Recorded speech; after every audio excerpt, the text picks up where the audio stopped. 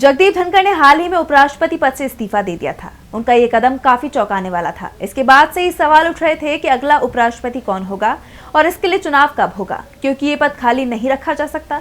लिहाजा इस पर 6 महीने के भीतर चुनाव कराना होगा। और अब चुनाव आयोग ने उपराष्ट्रपति चुनाव की तैयारी शुरू कर दी है। अब जल्द ही उपराष्ट्रपति का चुनाव हो सकता है।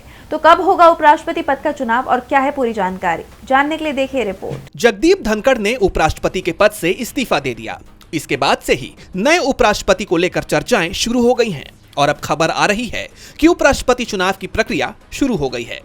चुनाव आयोग की तरफ से इस मामले में एक प्रेस नोट जारी किया गया है और संसद के दोनों सदनों के सांसदों के निर्वाचक मंडल का गठन भी आरंभ कर दिया गया है।